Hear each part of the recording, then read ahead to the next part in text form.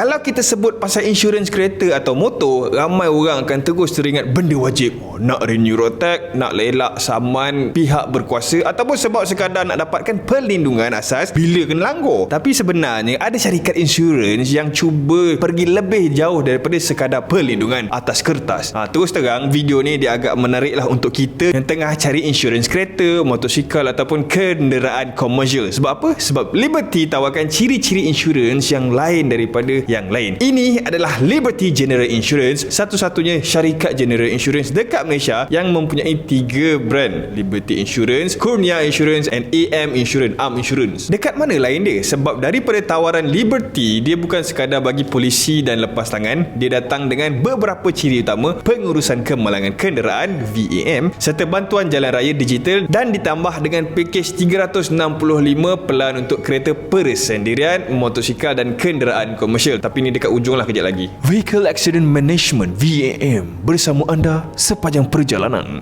Apabila kemalangan berlaku, perkara paling teruk bukanlah sahaja perlu urus semua sendiri daripada A sampai Z. Sebab tu lagi selamat dan mudah kalau terus hantar kenderaan kita kan dekat Liberty and Kurnia Assessment Center, pusat penilaian khas, di mana semuanya diurus secara profesional oleh pegawai Liberty and in-house adjuster. Adjuster tu in-house.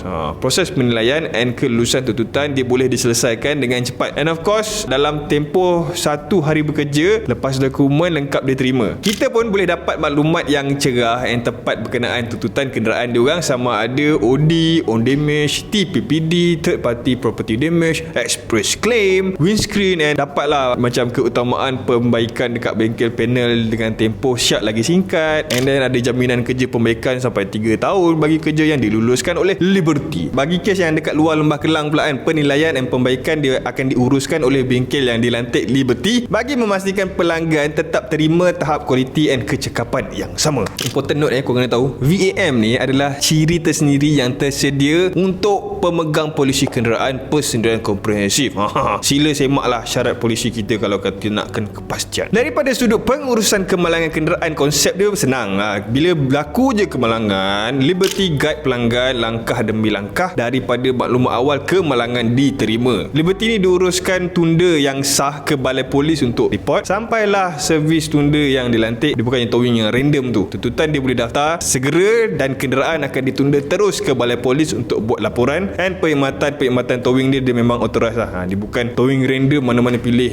Claim boleh daftar serta-merta, and lepas penilaian, kenderaan kita akan terus dibawa ke bengkel yang ada dekat seluruh negara lah. Kalau cermin depan tu terlibat, kita dapatlah baiki ataupun buat penggantian segera. Yang saya perasan lagi dekat dalam polisi dia, Liberty ni dia bagi waranti pembaikan sampai 3 tahun. Dia memang pelik jugalah sebab jarang dengar lah waranti sampai 3 tahun pembaikan. Pelanggan kita akan dapat kemaskini status pembaikan daripada mula sampailah siap. Satu hal lagi pasal repair cermin dekat depan ni kan, sebab waranti dia panjang, jadi pembaikan cermin akan dibuat oleh pakar sebab dia ada jaminan kan. And untuk hari ni saya nampak agak teliti lah dengan live update system dah ada dekat mana-mana. Liberty dia buat ciri-ciri ni sekali dekat dalam satu apps ni, dia nampak mewah. Lepas VAM, kita ada Digital Roadside Assistant DRA, bantuan jalan raya digital 24 jam 24/7. Zaman sekarang kan, semua orang nak benda senang, dia orang nak benda cepat. Liberty ni dia jawab benda ni dengan aplikasi One Touch, aplikasi khas untuk pelanggan dia. Kita kalau tengah malam kan, kita rosak tepi highway and kita nak cari dulu insurans kita apa, lepas tu buat panggilan secara manual and tak ada track record. Yang Liberty ni kan, kita buka apps, tekan satu klik kan, klik Liberty ni dia akan trace location kita secara live.